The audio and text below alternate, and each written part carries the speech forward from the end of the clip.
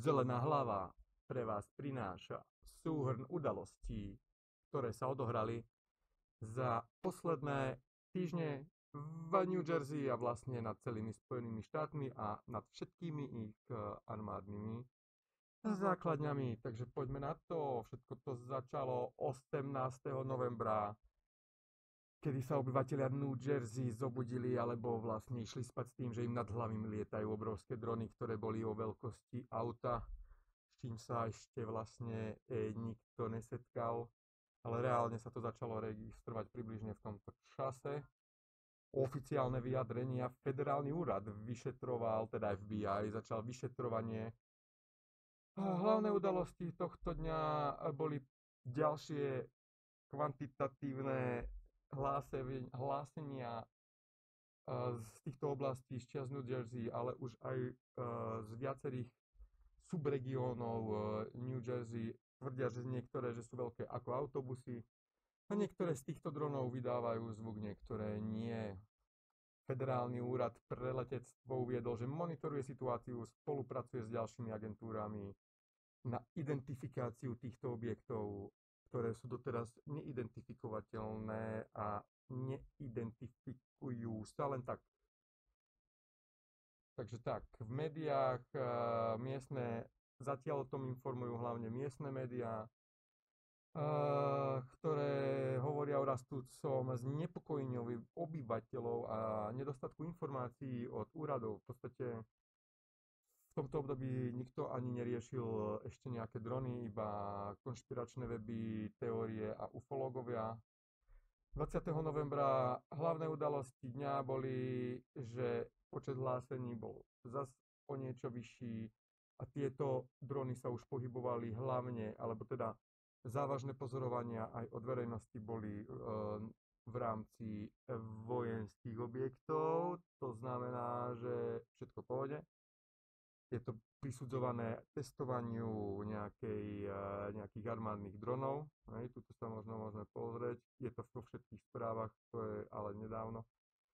OK, takže v oficiálne vyhlásenie Pentagon uviedol, že nemá informácie o pôvode týchto dronov a že nepredstavujú bezprostrednú hrozbu.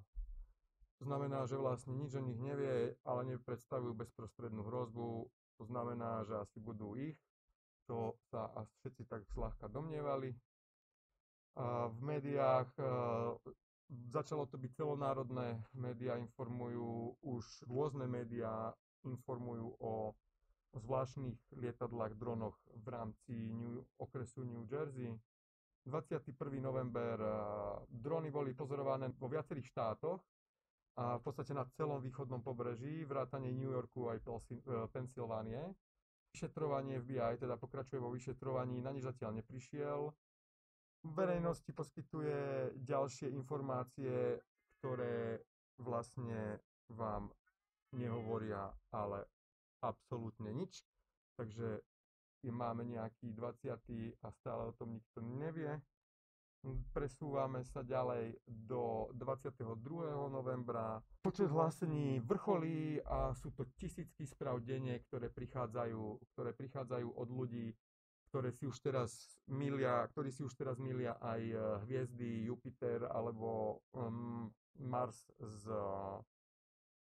dronmi.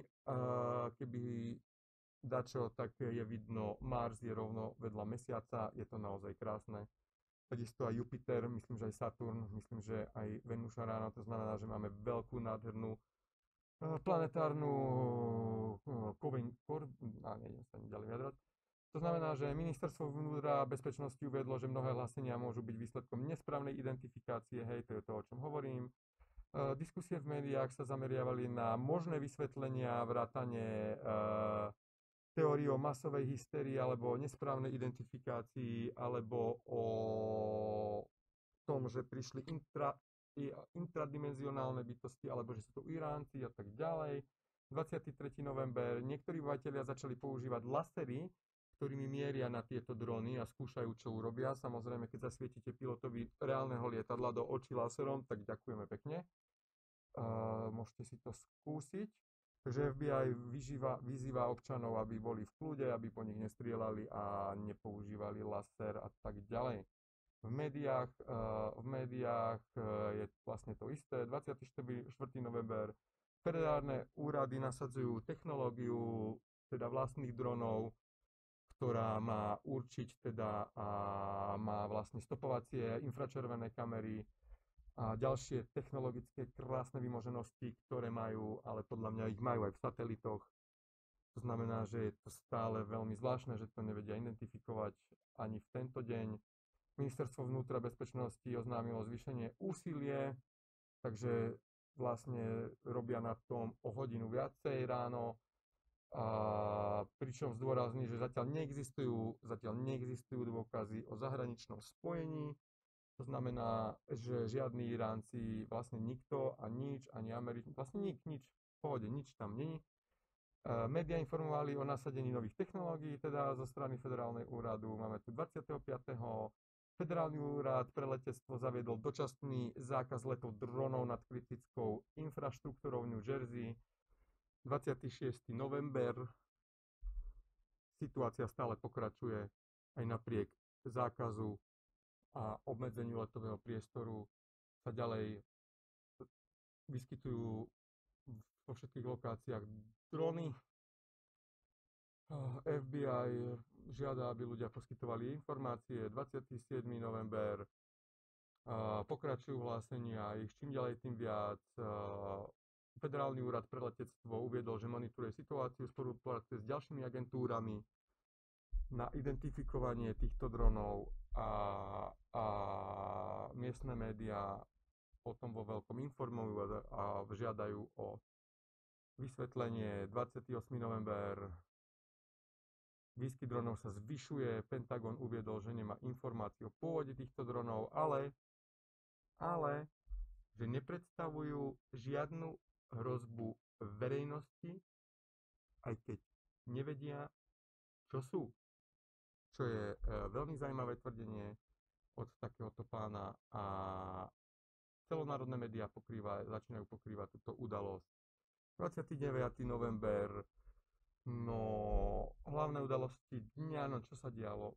Boli pozorované už vo viacerých štátoch, celé pobrežie východné, USA, New York, Pensylvánia, myslím, že už aj niečo v Kalifornii a na stredozápade. Oficiálne vyjadrenie FBI, pokračujú vo vyšetrovaní a hľadajú dôkazy, mediálne správy, nič, nemajú dostatok informácií, stále o tom nikto nič nevie. No, čo tu máme? 30. november, počet hlásení dosiahol vrchol, tisícky denne. Ministerstvo vnútornej bezpečnosti uviedlo, že mnohé z hlásení môžu byť výsledkom nesprávnej identifikácie legálnych dronov, komerčných alebo hobby dronov. Áno, ono to šialenstvo dosiahlo tak ďaleko, že ľudia si začínajú splietať aj hviezdy s dronmi, Starlink, všetko sú drony, všetko sú vrtuľníky, aj vrtuľník je dron, takže no len to poukazuje, aká dávová panika tam začína byť. Diskusia v médiách sa zameriava na možné vysvetlenia, vrátane teórií o masovej hystérii alebo nesprávnej identifikácii. Jasné, v podstate všetci tí ľudia si to vymýšľajú, nikto nič nevidí a nič tam vlastne nie je. Takže tak, dostávame sa do 1. decembra. Dámy a páni, je to tu. Niektorí obyvateľia začínajú používať lasery, začínajú po nich svietiť, niekto po nich strieľal z airgunu, takže je to také zaujímavé. A je to zlé na leteckú bezpečnosť, keď vám niekto zasvietí do očí. Takže okamžite aj varuje, že to nemajú robiť, že to môže ohroziť všetkých, lebo tie droníky nikoho neohrozujú v podstate. A nič iné. December 2. Federálny úrad nasadil nové technológiu na detekciu dronov, infračervené kamery a tak ďalej a tak ďalej. Ministerstvo vnútornej bezpečnosti FBI oznámili zvýšené úsilie o monitorovanie a identifikáciu, takže začali robiť o hodinu viacej. Média informujú o nasadení technológií. 3. december je deň, kedy sa oficiálne začína táto naša neskutočná invázia, ktorá vám donesie do vašeho života možno niečo nové, možno niečo staré a tu sa na chvíľku rozlúčime a v ďalšej epizóde si dáme oficiálne správy od 3. decembra